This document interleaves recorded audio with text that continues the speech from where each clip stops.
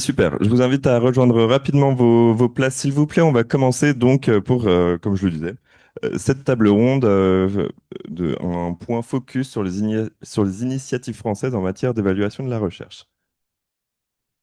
Oui, donc bonjour à toutes et tous. Donc j'ai le plaisir d'animer cette table ronde qu'on a intitulée La place de la science ouverte et de Hall dans l'évaluation institutionnelle de la recherche.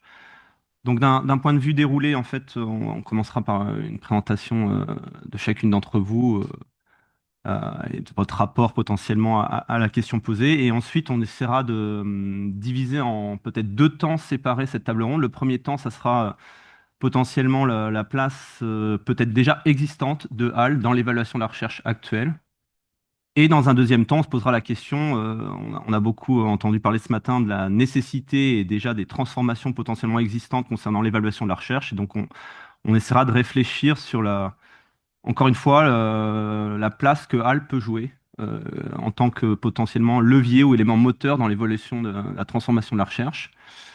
Euh, le débat, on le garde au niveau de cette table ronde. Pourquoi? L'idée, c'est de vous donner des éléments de réflexion et des clés. Vous verrez qu'en fin de journée, on aura une session de retour où on vous demandera d'essayer de répondre à ces deux questions et notamment la place de Hall en tant qu'outil dans l'évolution de la transformation de la recherche.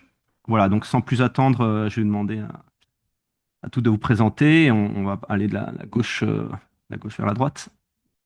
Donc bonjour à tous, Nathalie Fargé, je suis la directrice du CCSD. Bonjour, Amélie Church, je suis co-directrice de la bibliothèque de Sorbonne Université et en tant que telle, j'encadre le département publication et open access de l'université qui s'occupe de HAL, mais qui a aussi la cellule bibliométrie. Bonjour, Caroline Gaucher, chargée de mission ressources humaines à l'Université de Lorraine. Et dans mes missions, j'ai l'animation de Coara et d'HRS4R au sein de l'Université de Lorraine. Bonjour à toutes et tous. Donc Marion Cipriano, moi je dirige le département de l'évaluation de l'INSERM, qui est un département qui s'occupe à la fois de l'accompagnement des commissions institutionnelles qui suivent les recrutements, les carrières des chercheurs, mais aussi l'évaluation des équipes et des unités. Et puis un certain nombre de comités sur des programmes spécifiques de type appel à projet ou soutien à des jeunes chercheurs. Je précise aussi qu'à l'INSERM, on est structuré avec un autre département sciences ouvertes, dans lequel il y a des personnes qui travaillent sur HAL notamment, avec lesquelles on est en interaction. Bonjour, je suis Sylvie Rousset, la directrice de la direction des données ouvertes de la recherche qui s'occupe en fait au CNRS de la science ouverte, des données de la recherche et aussi du calcul intensif et des infrastructures numériques. Et au sein de la DEDOR, nous avons le privilège d'avoir trois unités, dont le CCSD et Percé qui sont à Lyon et l'INIST à Nancy. Ok, donc merci beaucoup. Peut-être avant de parler de façon spécifique de HAL, une première question que je vais poser à tout le monde, c'est finalement, on parle de science ouverte. Est-ce que la science ouverte doit faire partie de l'évaluation de la recherche? Et si oui, quelle place doit prendre la science ouverte? Juste pour information, on a déjà des modèles, je crois, notamment en Norvège, où le système d'évaluation de la recherche a été complètement transformé en mettant la science ouverte au centre. Et donc, voilà, peut-être commencer dans ce sens-là. Cette fois-ci, je reprécise la question, c'est la science ouverte dans l'évaluation de la recherche, est-ce que ça doit être intégré et si oui, central ou non? Je dois répondre rapidement. Pour l'instant, on est encore assez large. Léo nous fera des signes. Je peux repasser dans le contexte. En fait, ce que je voudrais dire, c'est que la nécessité impérieuse, comme l'a dit Fabien Borgé tout à l'heure, de réformer l'évaluation de la recherche, elle a deux ambitions. Certes, on sait que c'est un frein à la science ouverte, et pour développer la science ouverte, on a besoin de réformer l'évaluation de la recherche, mais aussi, vous l'avez sans doute compris, on est arrivé à un point où notre évaluation de la recherche ne favorise pas la qualité de la recherche. Parce que finalement, voilà, on a des critères trop quantitatifs qui mettent des biais dans l'évaluation de la recherche. Et je pense que c'est aussi en premier lieu pour ça qu'on veut réformer la recherche. Voilà, donc je voulais quand même dire que rapidement qu'au CNRS, s'était impliqué très tôt, enfin très tôt. Dès 2018, on a fait une réforme de l'évaluation de la recherche au CNRS qui a suivi la signature de Dora en 2018. Et donc, rapidement, on a proposé 4 principes pour l'évaluation de la recherche à la conférence des présidents du comité national, qui sont des choses qu'on a déjà entendues, mais qui sont mises en valeur. Les résultats eux-mêmes doivent être évalués et pas seulement le fait de publier dans une revue prestigieuse. C'est le point numéro 1. Pour chacune des productions, le chercheur doit expliquer lui-même quel est son impact, quel est son rôle et pourquoi c'est une découverte importante. Il faut diversifier la production, les productions sur lesquelles on s'appuie pour l'évaluation de la recherche. Et ces productions doivent être accessibles en accès ouvert. Donc c'est là qu'on rejoint en premier lieu le fait que heureusement que HAL existe, parce que là, on n'a pas de raison de ne pas mettre ces productions en accès ouvert, puisqu'on peut les déposer dans HAL. Donc ça a été dit aussi, c'est un outil primordial pour cela. Ensuite, dans la réforme on a refondé tous les dossiers d'évaluation et il y a une case, effectivement, qui concerne la science ouverte. C'est-à-dire, si vous avez fait de la science ouverte, mettez-le en évidence. Mais par contre, on n'a pas mis une case qui fait que la science ouverte, parce que le problème qu'on a au CNRS, c'est que il va y avoir aussi l'interdisciplinarité qui va demander sa case. Tout le monde va demander sa case. Donc, il faut que la science ouverte soit à l'intérieur de quelque chose. Il faut que ça soit pris en compte et ça sera pris en compte. Voilà. Et on a aussi modifié les dossiers pour prendre en compte la diversité du profil des chercheurs et ne pas recruter, ne pas promouvoir que des scientifiques purs et durs, mais aussi des enseignants, des managers, des innovateurs. Voilà. Donc, pour moi, les 2 points, où HAL intervient, c'est l'outil pour mettre en accès ouvert les productions scientifiques. Et après, on pourra peut-être discuter sur comment HAL peut contribuer à une certaine qualité des articles, puisqu'on sait qu'il y a aussi beaucoup d'articles rétractés. Et on a développé à l'INIST un outil qui permet de vérifier si ces articles sont rétractés. Et peut-être que ça pourrait être disponible dans HAL pour vérifier certains articles qui sont déposés dans HAL. Voilà, je crois que je ne vais pas aller plus loin que ça. Tiens, Marion, on va continuer. Donc, sur la place de la science ouverte dans l'évaluation, donc c'est aussi quelque chose auquel on réfléchit à l'INSERM, notamment dans le cadre de la démarche d'élaboration du plan d'action Coara dont vous avez entendu parler ce matin. Et j'ai oublié de préciser quand je me suis présentée que je copilote aussi avec Fabien Borget le chapitre national Coara. Et donc, l'INSERM a mis en place, on a mis en place un certain nombre d'ateliers de travail pour élaborer notre plan d'action. Et notamment, un des axes de réflexion est autour de la définition de ce qu'est la qualité scientifique ou l'excellence scientifique, puisque à l'INSERM, il y a une culture un peu de l'excellence, mais qu'on est en train de réinterroger. Et donc, autour de la qualité, il y a plusieurs axes qui ont été vraiment mis en avant. L'un autour de l'intégrité scientifique et donc qui intègre les éléments de partage aussi et de diffusion des connaissances. Un autre autour de l'aspect novateur. Et le troisième autour des aspects d'impact, y compris l'impact scientifique et donc la visibilité, et puis tous les autres aspects, impact économique et sociétaux. Et donc la science ouverte, elle est sur, voilà, au moins sur 2 de ces piliers qu'on est en train de retravailler. Alors jusqu'à maintenant, on est aussi dans une logique de diversité des activités, des productions qui sont prises en compte dans l'évaluation. Il n'y a pas de recommandations fortes par rapport à HAL dans l'évaluation. Néanmoins, au niveau institutionnel, on a une charte de sciences ouvertes qui recommande fortement aux chercheurs de déposer leurs manuscrits dans HAL, et on a une augmentation progressive des dépôts, mais on est aux alentours de 30%. Par contre, on est à 80% des productions qui sont en accès ouvert. Et donc, Oui, je disais que dans ce qu'on fait actuellement, il y a aussi un certain nombre d'éléments qui sont valorisés, notamment le partage des bases de données ou de différents outils, mais jusqu'à maintenant, HAL n'est pas explicitement mentionné. Les évaluateurs peuvent quand même aller voir justement les productions dans HAL, puisqu'on est sur la logique aussi de réalisations majeures qui sont mentionnées dans les dossiers et qui sont commentées par les chercheurs. Et en parallèle, on a aussi un certain nombre d'indicateurs, pas l'impact factor, pas le H-index, mais d'autres indicateurs, notamment sur les citations normées des articles, qui permet aux évaluateurs aussi d'avoir un indicateur en plus par rapport aux autres éléments qu'ils ont pour essayer d'approcher la qualité des productions. On pourra revenir dessus parce que je sais que c'est un sujet de débat. Du coup, je vais répondre côté Université de Lorraine. La science ouverte, en fait, chez nous, a été initiatrice, hein, en fait, de l'évolution, de l'évaluation de la recherche. Initiatrice, on a commencé à modifier nos trames de dossiers d'évaluation. Je parle côté RH, hein, évaluation d'avancement et primes.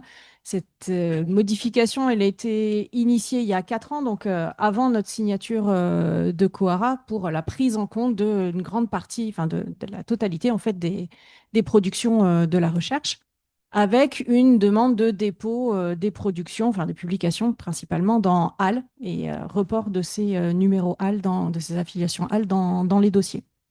Et puis on a signé Coara en 2022. Et là, en fait, on a un petit peu inversé la chose, c'est-à-dire qu'on en a fait une priorité RH et recherche en s'appuyant sur la science ouverte.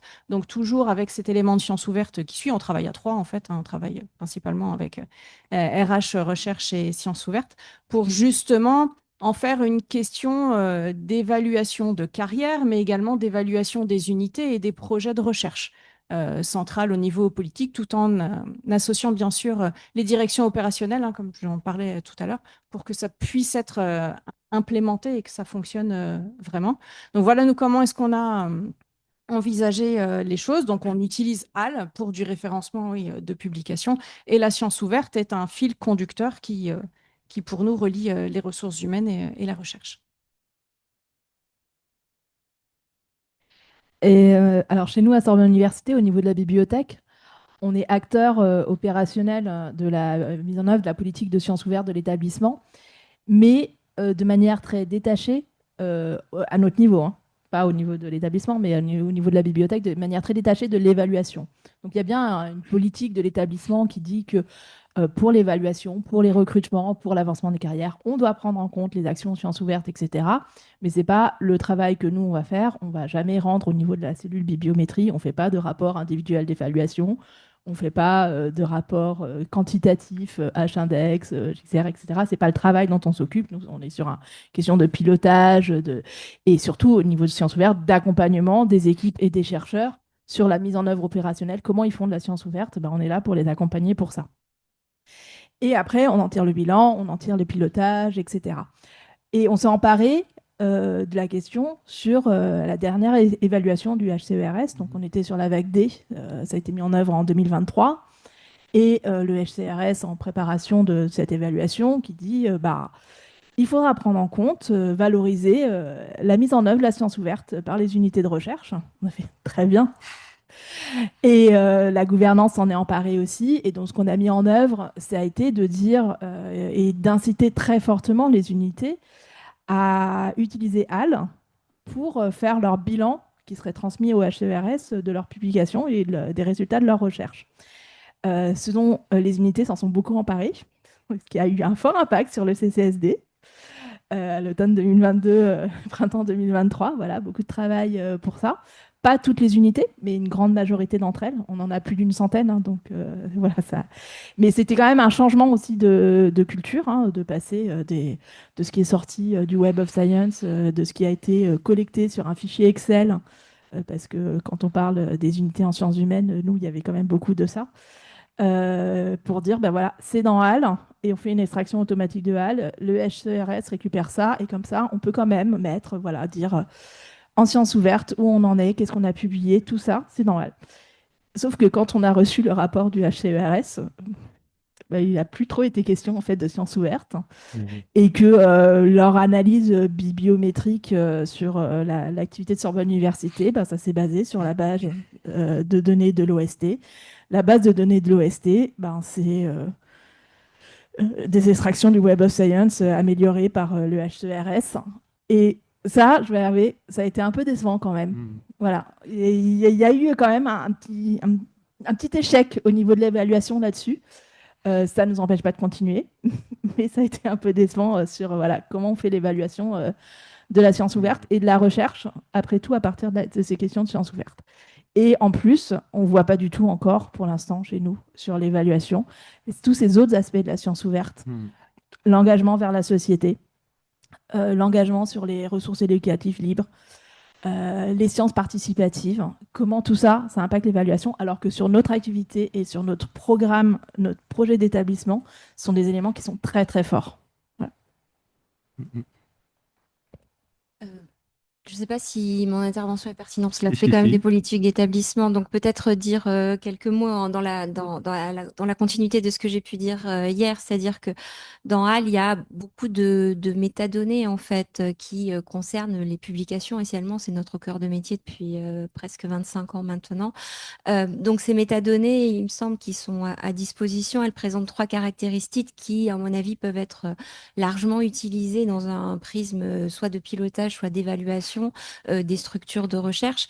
La première chose à dire, c'est, je l'ai déjà signalé l'air, c'est que les métadonnées, elles ne sont pas uniquement de nature bibliographique, hein. Il y a depuis plusieurs années des éléments de nature contextuelle qui sont ajoutés à ces éléments plus documentaires. En premier lieu, l'affiliation institutionnelle des co-auteurs et des auteurs, avec la possibilité ouverte, alors c'est pas tout le temps le cas en fait, de pouvoir indiquer toutes les institutions de rattachement avec une précision forte, hein, jusqu'à l'équipe de recherche et puis l'université évidemment ou l'organisme de recherche. Et autre élément important, c'est que ce référentiel de structure que nous utilisons dans HAL, il se fonde effectivement sur le RNSR jusqu'à présent. Nous allons travailler avec le RNEST à l'avenir, mais il dépasse en fait ce prisme de cette liste en fait de structures françaises pour également intégrer des structures relevant de la recherche privée et également des structures qui ne sont pas françaises. Donc on a vraiment un périmètre très large qui permet d'avoir des informations assez importantes dessus. Depuis 3 ans maintenant, des éléments importants relatifs au financement des projets avec le principal financeur, l'ANR en l'occurrence, et bientôt d'autres agences de financement qui vont nous permettre d'associer publication et pas simplement financeurs, mais à une granularité assez fine, projet de financement. Donc c'est important. Et dernier élément, les publications sont un produit de la recherche, mais loin d'être le seul. Et nous travaillons depuis plusieurs années à pouvoir lier ces publications à d'autres objets, en priorité les jeux de données et les logiciels.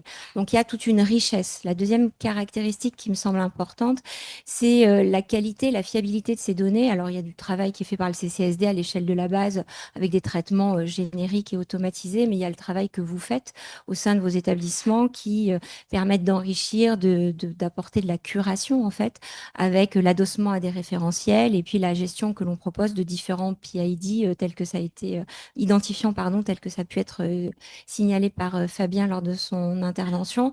Et troisième élément, cette richesse, ce périmètre large, cette qualité, en fait, elle est ouverte. C'est-à-dire que ça a été signalé hier par Yannick Barberini, les métadonnées, elles sont en licence CC0.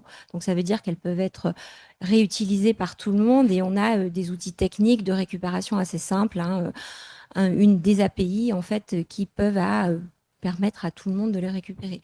Donc nous, ça a été indiqué dans le cadre des crises de chrysalide notamment.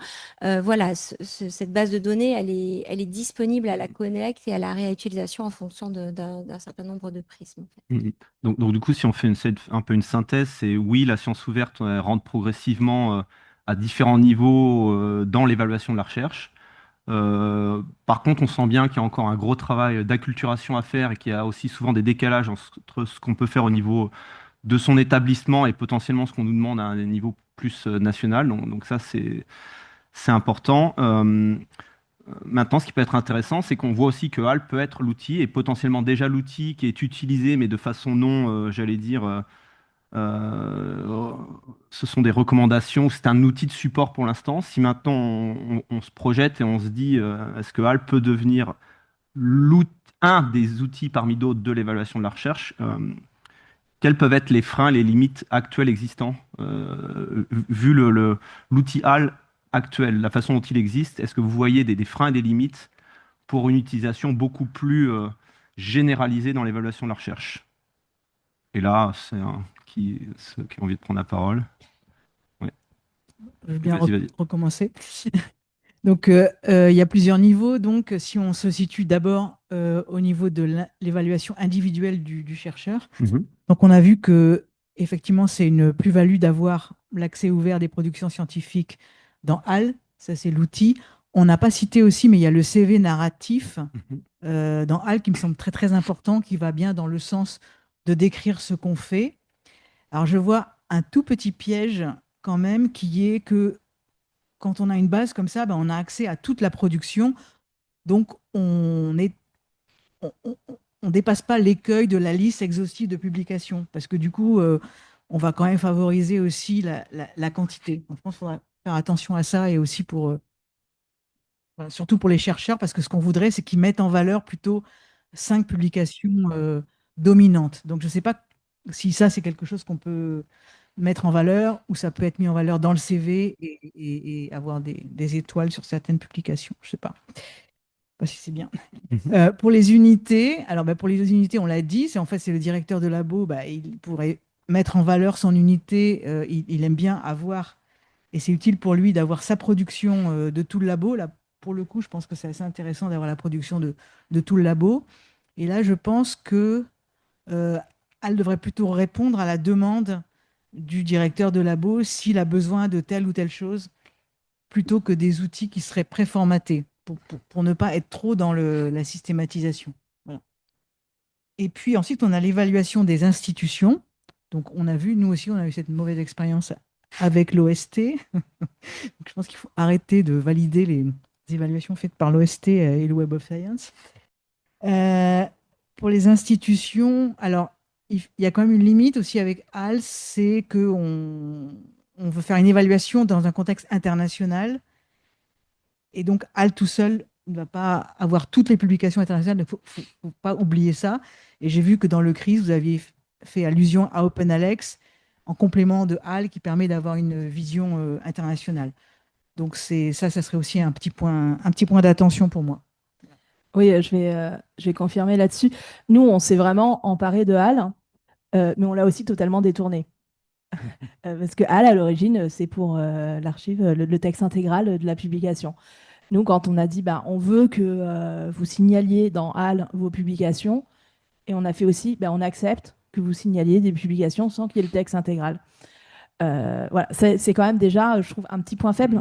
Le but, c'est de dire, bon, vous avez cette publication qui est que signalée, mais comment on va vous accompagner pour que malgré tout, vous arriviez à mettre le texte intégral, etc.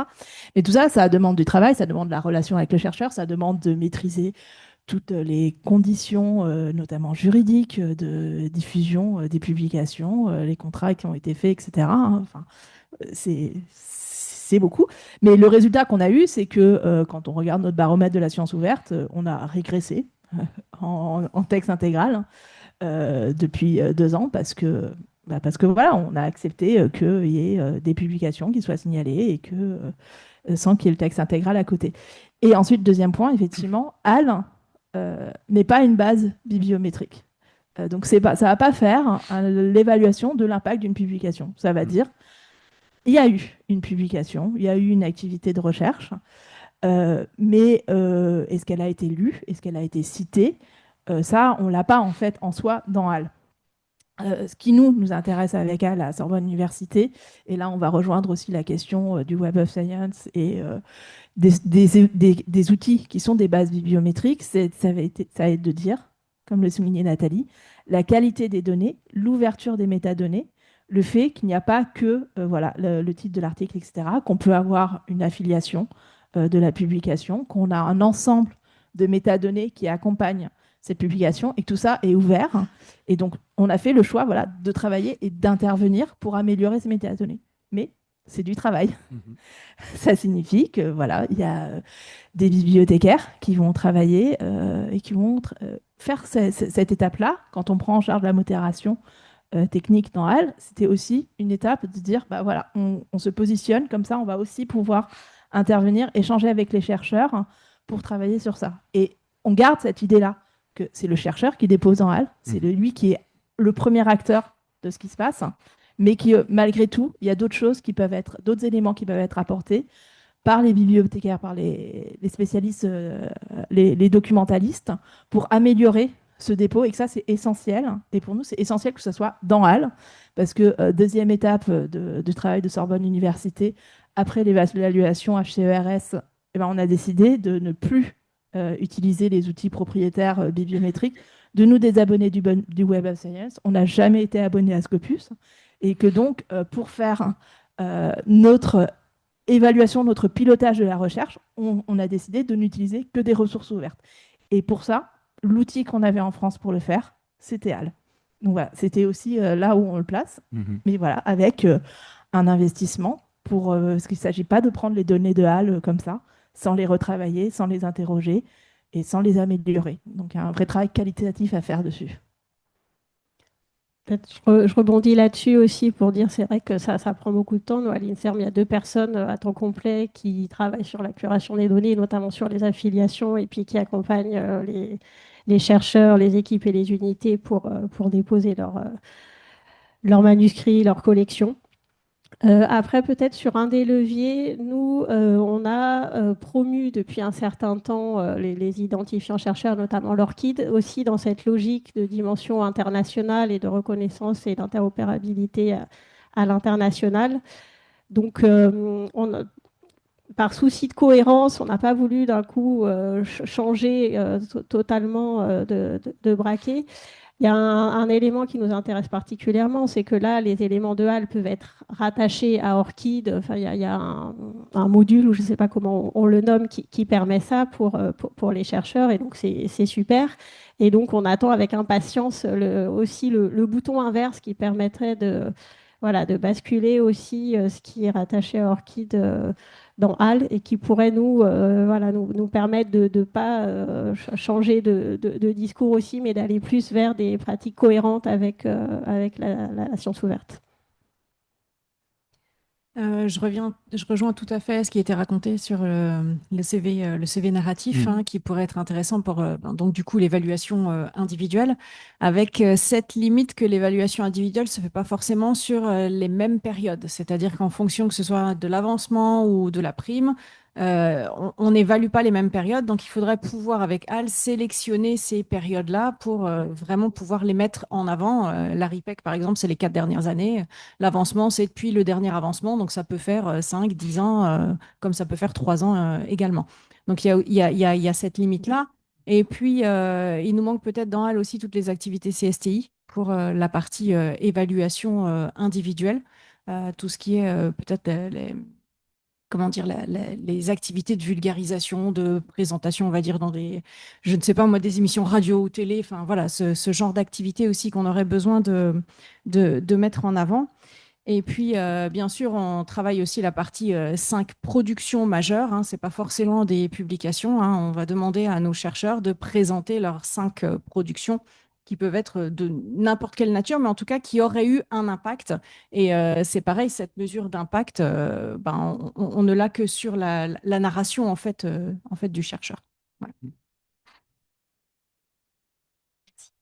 Oui, peut-être un point là, sur la question, est-ce que c'est le rôle de HAL d'intervenir dans l'évaluation? Le principal obstacle, c'est peut-être à revenir à la mission fondamentale, une archive ouverte. Et notre mission première, et qui va le rester, c'est la diffusion et la pérennisation des publications. Donc, il y a une dimension de visibilité, il y a une dimension de patrimonialisation. Ça fait 25 ans qu'il y a des contenus dans HAL, et j'espère qu'il y aura 25 années supplémentaires. Donc, il y a effectivement un corpus qui se construit, qui se développe.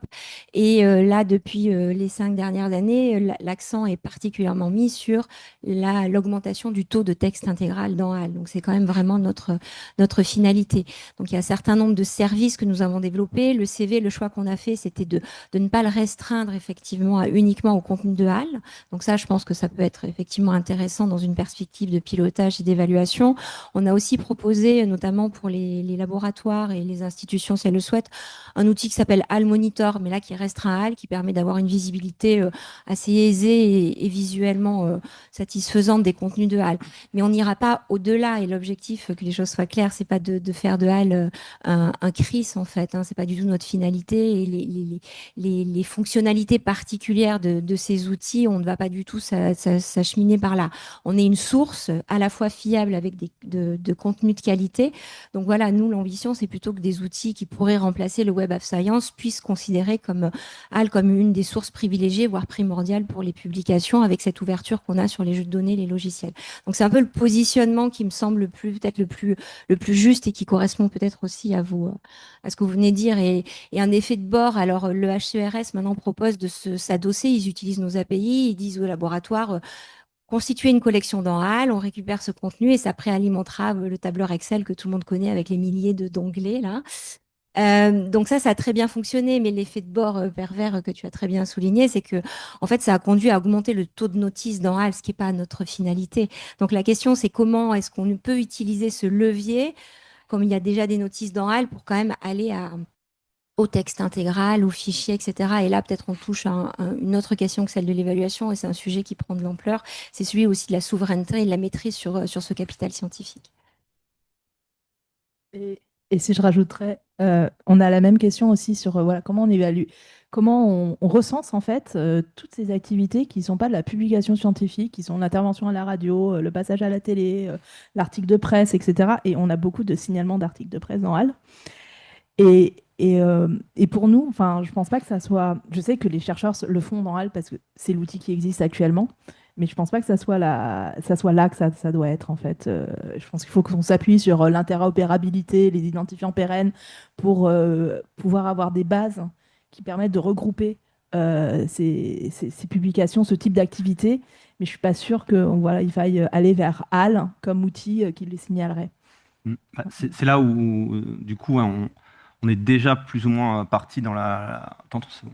On est déjà parti dans la suite, mais vous avez commencé à répondre. Finalement, c'est de dire, depuis ce matin, on entend parler que finalement, l'évaluation de la recherche doit prendre en compte l'intégralité des activités.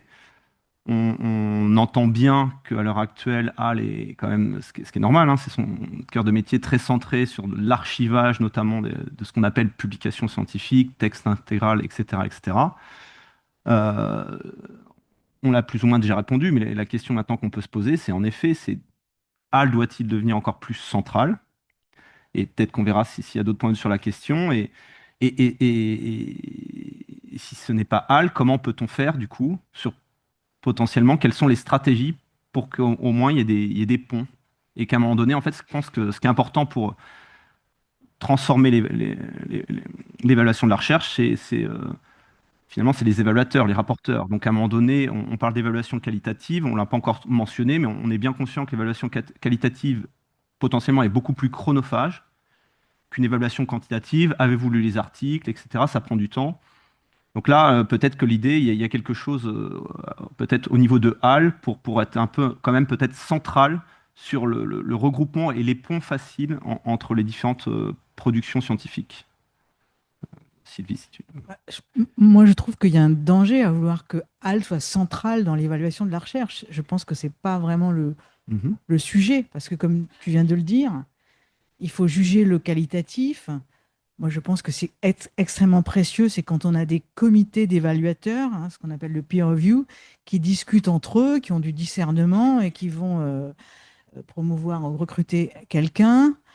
Par ailleurs, si on recrute quelqu'un qui vient de l'étranger, on ne va pas le pénaliser parce qu'il n'a pas mis ses publications dans HAL ou il connaît, voilà, il arrive d'ailleurs.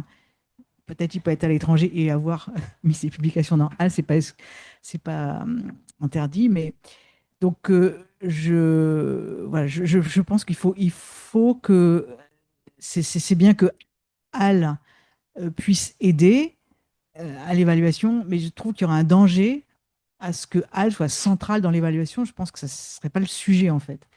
Maintenant, on n'a pas discuté aussi sur le fait que, effectivement, ce qui est bien dans HAL, c'est tout ce qu'on va y trouver, mais ce qu'on a dit, la diversité des productions, bah, c'est aussi le candidat lui-même, c'est ce qu'on lui demande d'ailleurs, quand il fait son dossier, bah, c'est lui qui explique qu'est-ce qu'il a fait, en quoi il a un impact, quelle est sa contribution personnelle.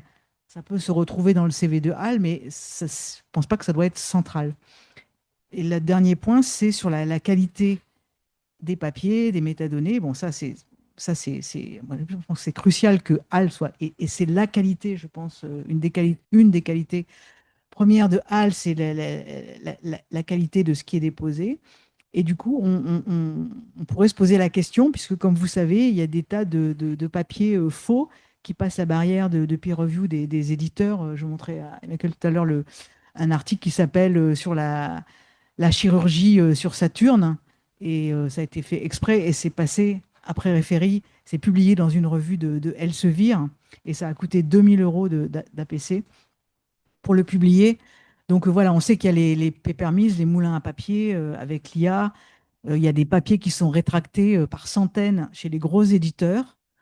Donc voilà, est-ce que dans HAL, on pourrait peut-être mettre en place quelque chose par rapport à ça? Est-ce que vous avez déjà commencé à regarder un peu s'il y a des papiers rétractés qui se retrouvent dans HAL ou voilà, je pose cette question ouverte. Si tu veux répondre. Oui, on avait abordé cette question de l'intégrité scientifique il y a 2 ans, donc il y a un début de dispositif qui a été déployé. Maintenant, la question pour nous, enfin, il y a 2 enjeux qui se posent. C'est comment mieux repérer des articles qui ont pu être rétractés sur des bases éditeurs et ça n'a pas été répercuté dans HAL. Donc, comment est-ce qu'on les repère et qu'est-ce que l'on fait de cette information et comment on indique aussi que sur HAL, ce document a été. Donc, ça, c'est une réflexion qui va être engagée. Le deuxième point pour moi, alors ça rejoint peut-être ce que tu indiquais en faisant référence à l'outil qui a été développé par l'INIST en lien avec Guillaume Cabanac, c'est de savoir dans quelle mesure il pourrait être pertinent à l'échelle de HAL ou peut-être à l'échelle de portails institutionnels qui souhaitent le déployer, d'avoir une espèce d'outil de screening en fait et de repérage d'un certain nombre de ces papiers. Après, donc ça, c'est 2 sujets qui sont peut-être cernables. Ce qui est plus compliqué, c'est toute cette zone grise de revues qui sont pas vraiment qualitatives, mais qui ont quand même tout l'apparat en fait du peer review, etc., ces fameuses revues prédatrices. Et là, pour le coup, on peut pas non plus, si Al ne peut pas être, je suis d'accord avec toi, centrale dans l'évaluation, on peut pas non plus demander à Al de faire parce que la recherche ne fait pas elle-même, en fait. On pourrait, voilà.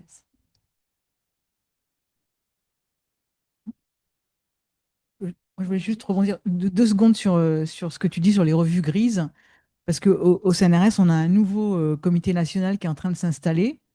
Et tout d'un coup, donc, Alain Schul, qui est le DGDS du CNRS, m'appelle et me dit: Oh là là, je suis sollicité en permanence, tout le monde demande des listes de revues prédatrices. Alors, c'est un sujet qui revient périodiquement, et j'essaie de lui expliquer que non, on ne veut pas faire ces listes de revues prédatrices, parce que la liste, une fois qu'elle est faite, elle est déjà plus d'actualité.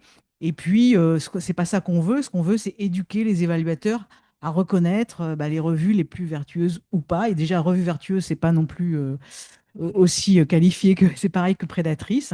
Et donc voilà, je vais répondre à ça. Bah, pour rebondir sur ces revues prédatrices, justement, OK, il faut éduquer les évaluateurs, mais il faut aussi considérer qu'un chercheur peut se faire prendre par ces revues prédatrices. Il peut tout à fait avoir publié en toute honnêteté un article qui vaut quelque chose dans une revue prédatrice. Donc, il ne faudrait pas justement produire ces listes de revues prédatrices qui viseraient à, au final, éjecter toutes les publications qui sont publiées dans ces revues prédatrices. Sinon, on était pour voilà, la place de HAL, est-ce que ça doit être central? Je ne pense pas non plus que ça doit être central. Je voudrais quand même rappeler que l'évaluation, elle est humaine, hein. Elle est faite par les pairs. Et HAL peut être tout à fait un outil pour nous aider à rechercher des informations, retrouver des publications en texte intégraux. Mais pour moi, ce qui m'intéresse le plus, ce serait plutôt en fait la formation des évaluateurs en utilisant HAL ou d'autres outils, puisque ça ne peut pas être, à mon avis, le seul outil. La formation des évaluateurs, mais également la formation des candidats. Une chose, pour moi, une formation qui doit être justement commune, hein. C'est ce que nous, on fait à l'Université de Lorraine, hein. On fait cette formation évaluateur et candidat en même temps, en mentionnant justement le dépôt des textes dans HAL, l'utilisation de HAL où ils peuvent trouver les textes de façon intégrale. Voilà. Tiens, Amélie. Moi, je nuancerai un peu le point de vue parce que je pense malgré tout que HAL doit être un outil essentiel en fait. Euh, L'objectif d'avoir un recensement des publications scientifiques des universités françaises dans HAL, je pense qu'il faut le garder, il faut l'avoir, il faut le porter. Ça ne fait pas toute l'évaluation, mais malgré tout, l'évaluation, elle se base à un moment donné sur une sortie quantitative de ce qui a été produit par un chercheur. Il y a, il y aura plein de nuances après sur l'activité, ce que c'est, etc., et qu'il faut garder, mais qu'on puisse se dire qu'on est dans HAL un outil fiable, un outil pertinent et un outil qui soit un point de départ pour le faire, je trouve que c'est important en fait. Et c'est important aussi parce que HAL est un outil français.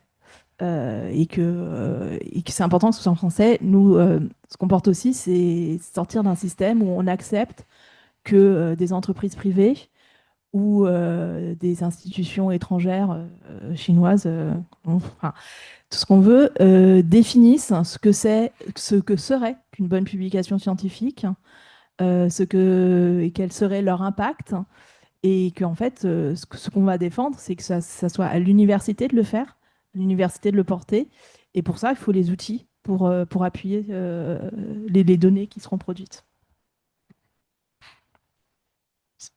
Je voulais compléter parce que l'évaluation d'un point de vue individuel, elle n'est pas que sur la recherche, hein. Quand on considère un enseignant-chercheur, il y a aussi toute la partie enseignement, donc on doit évaluer sur la partie RH, mais également toutes les activités de management, d'administration, de comité et compagnie. Donc c'est aussi pour ça que je disais que HAL ne pouvait pas être central dans l'évaluation sur la partie ressources humaines en tout cas. Et peut-être un point là-dessus, dans l'évaluation de la recherche, pour l'instant, enfin, quand on parle de la transformation, etc., on le traite à un niveau très macro et finalement on s'aperçoit que je pense ça peut devenir extrêmement spécifique en fonction des domaines de recherche. Et que en sciences du vivant, société, humanité, on n'a pas du tout les mêmes critères, potentiellement pas la même culture. Et ça peut, je pense, apporter une difficulté supplémentaire à cette transformation, évolution de la recherche. Et peut-être sur ce point-là, comment HAL se positionne? Est-ce que vous trouvez que HAL, potentiellement, en tant qu'outil, est adapté aux différents domaines, grands domaines de recherche, ou est-ce que potentiellement il y a des choses qui pourraient être aussi updatées, améliorées ou tirées vers le haut pour justement, si on veut faire l'évaluation de la recherche qualitative, eh ben, il faut bien s'apercevoir qu'en fonction des domaines de recherche, le métier ou la valorisation des productions d'un chercheur peut être complètement différente et disparate, quoi. Qui veut se lancer? Je viens de dire quelques mots. On a justement, c'est justement le progrès d'utiliser HAL ou d'autres sources ouvertes et transparentes comme OpenAlex. C'est d'avoir une couverture disciplinaire qui est bien différente de ce qu'on a avec le Web of Science. Et donc, on a, de notre côté, on a fait des études avec un autre outil que peut-être certains connaissent, qui s'appelait Conditor, qui avait vocation à être une base des publications françaises de l'ESR, mais qu'on s'en sert pour les publications du CNRS. Et qui moissonne les notices de HAL, de OpenAlex, de PubMed et d'autres sources.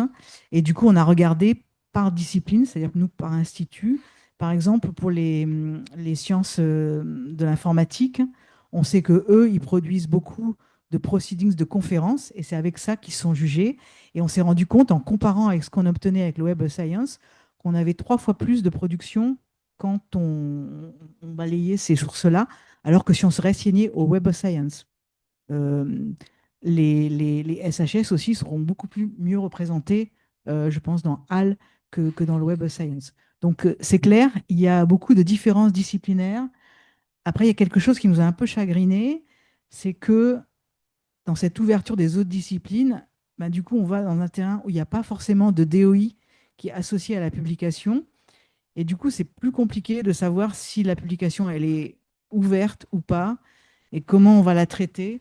Ça devient plus complexe, alors que dans le Web of Science, c'est tellement normalisé qu'on ne se pose pas de questions. Donc, mais ça, c'est un autre travail qui est à faire pour s'habituer à cet univers où on a accès à beaucoup plus de choses. Il faut les traiter en tant que telles. Juste peut-être pour ajouter un point aussi sur la couverture, on a eu des discussions autour du multilinguisme aussi dans le cadre de Kohara et notamment sur les papiers qui ne sont pas en langue, en anglais, qui sont beaucoup mieux pris en compte dans OpenAlex et puis dans HAL pour le français principalement. Donc il y a aussi cette différence-là.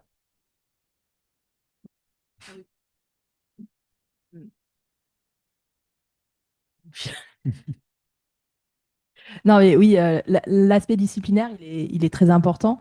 Et en fait, il va toujours être. Enfin, il faut le travailler avec les communautés, de toute manière. Voilà, on peut pas avoir un modèle d'évaluation, mais de même que ça a été évoqué plutôt dans un métier, un modèle de CV qui va marcher pour tout le monde, en fait, Exactement. parce que toutes les communautés n'ont pas du tout les mêmes cultures. Mais même parfois, au sein des communautés, on peut avoir des modèles qui vont pousser à repenser voilà, cette évaluation. Je relisais, nous, on a un doyen de santé, et on peut penser, enfin, l'INSERM connaît bien voilà, la santé, où les indicateurs quantitatifs, ils sont très importants. Ils aiment beaucoup SIGAPS. Nous, notre doyen de santé, en fait, il critique très fortement SIGAPS. Il a publié justement contre le dévoiement de SIGAPS avec ces indicateurs quantitatifs sur, voilà, qui peuvent on a un même chiffre, une même donnée sur des publications de qualité très variable. Et il soulignait aussi, c'est que quand on s'appuie sur ces indicateurs comme ça, on néglige les domaines de recherche de niche. Alors lui, enfin, c'est doyen de santé, un domaine de recherche de niche, bon, la chirurgie maxillofaciale.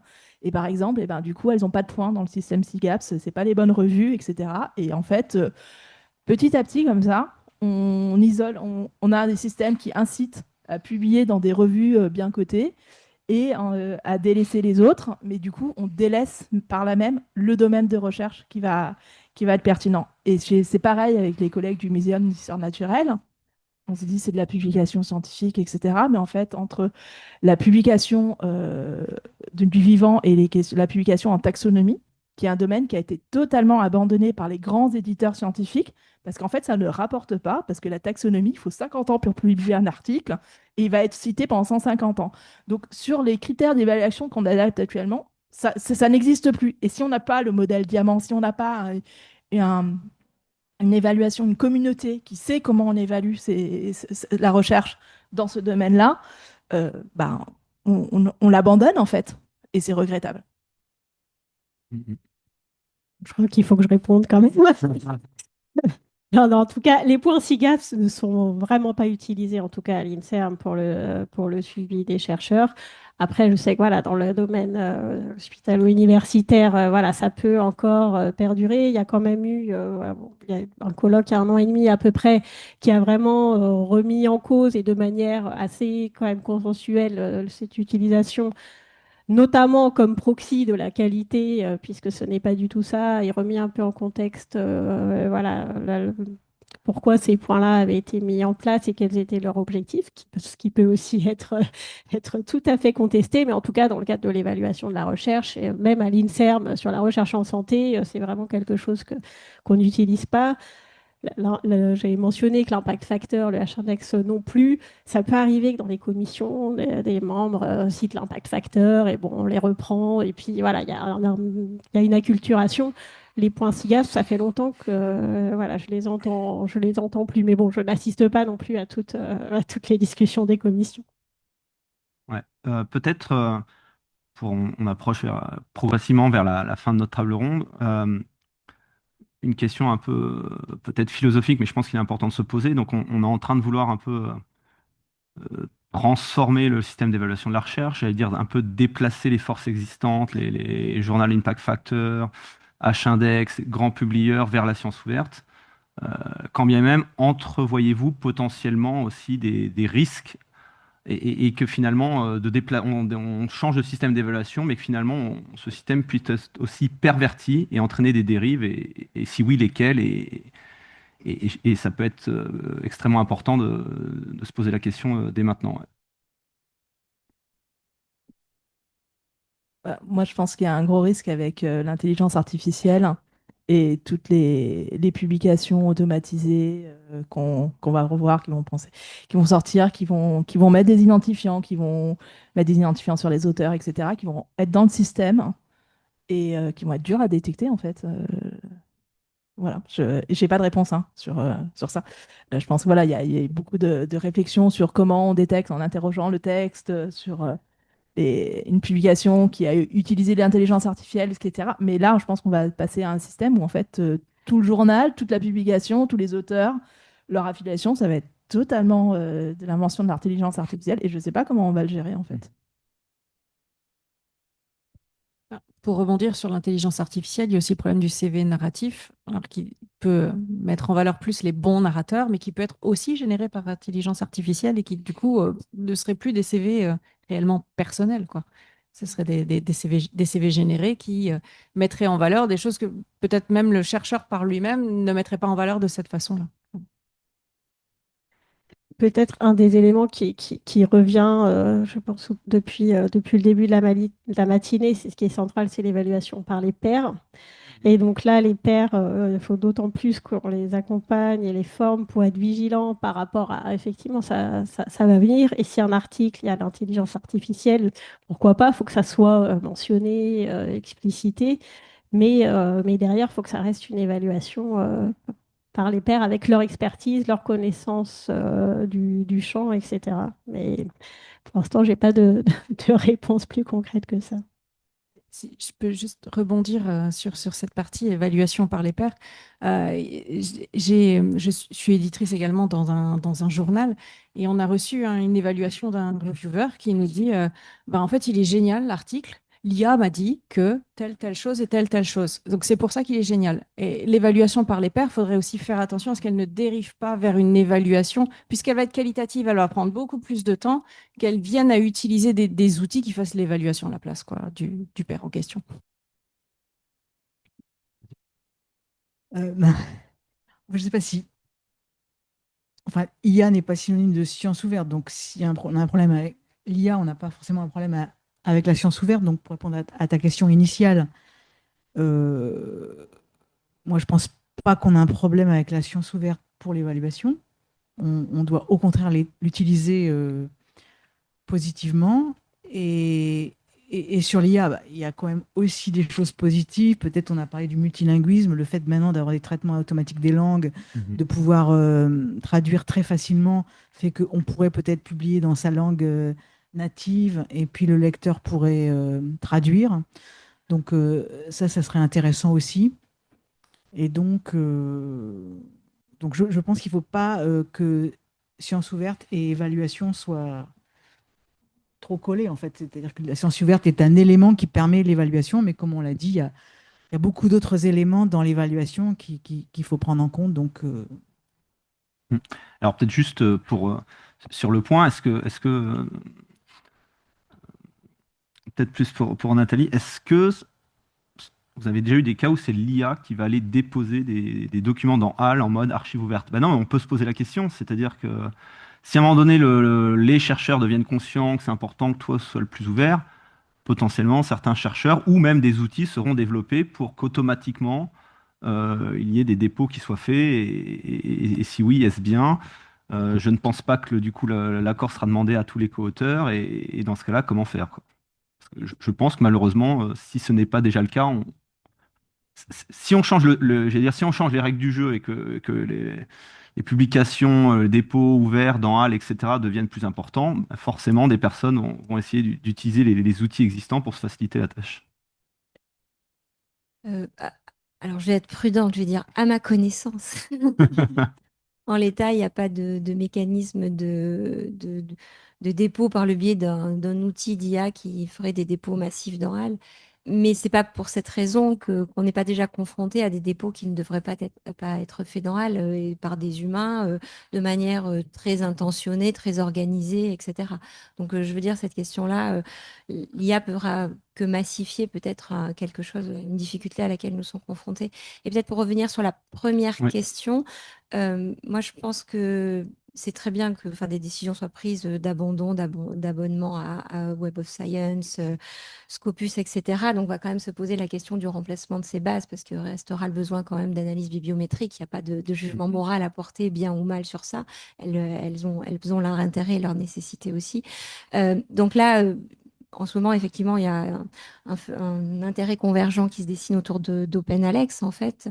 Donc voilà, et je pense que là, peut-être la vigilance qu'on doit avoir, c'est pas de reconstituer autour de cet outil Tout à fait. une exclusivité, une Tout à absence fait, de ouais. contrôle et une externalisation, en fait, de ce dont on a besoin Pas pour qu'il y ait juste poursuivre. un déplacement des forces. Voilà, c'est Une ça. force en présence soit déplacée vers une autre force Exactement. existante Et je pense et un qu'on monopole. peut avoir un point de vigilance à ce point-là. C'est pour ça d'ailleurs que je souligne que nous, on veut travailler dans HAL et pas dans OpenAlex en fait, parce que HAL, avec des métadonnées ouvertes, tout le monde peut le réutiliser. Et il n'y a pas que OpenAlex, il y a OpenAir, il y a tout plein d'autres, y compris les éditeurs commerciaux qui peuvent se réemparer des données à partir du moment où elles sont ouvertes et proposer leurs outils. Ouais. Peut-être aussi, puisqu'on a à la fin de cette table ronde, on peut dire que là, on a une discussion qui est très tournée sur les publications et les productions qui sont dans HAL. Mais déjà, dans HAL, vous faites des liens avec les logiciels ouverts, avec les données de la recherche. Et nous, on réfléchit beaucoup à où sont les données de la recherche, comment elles peuvent réutiliser, comment elles peuvent être partagées, en les prenant dès leur production avec le cahier de labo électronique, en regardant tout le cycle de vie de la donnée. Ça me semble plus pertinent. Et du coup, voilà, dans l'évaluation de la recherche, il y aura pas seulement les publications, mais aussi ces autres productions très importantes. Ok. Bah écoutez, je pense qu'on peut conclure ici notre table ronde. Je pense que les messages sont HAL est déjà utilisé en tant qu'outil comme support à l'évaluation de la recherche. Euh, il y a aussi un souhait de continuer à l'utiliser pour les transformations de l'évaluation de la recherche. On a aussi beaucoup discuté de est-ce que HAL doit rester central, et donc l'idée est que, je pense, ce qui ressort de cette table ronde, c'est ça cantonne à un outil, mais un outil, je pense, qui doit évoluer et s'adapter avec potentiellement toutes ces nouvelles propositions d'évaluation de la recherche. Et on sent bien également dans ce sujet-là que l'intelligence artificielle, qui est un outil très performant, doit aussi être extrêmement cadré, là aussi, dans son utilisation pour l'évaluation de la recherche. Et les pairs, donc les personnes qui ont les expertises, doivent rester centraux dans l'évaluation de la recherche, encore plus si l'on parle d'évaluation de qualité, évaluation qualitative. Donc je vous remercie toutes. Et donc je pense que vous pourrez vous exprimer et faire des retours sur ce sujet en fin de journée. Merci beaucoup.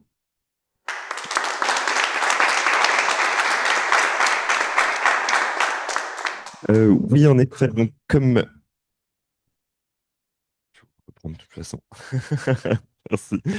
Donc oui, merci beaucoup déjà pour cette table ronde absolument passionnante.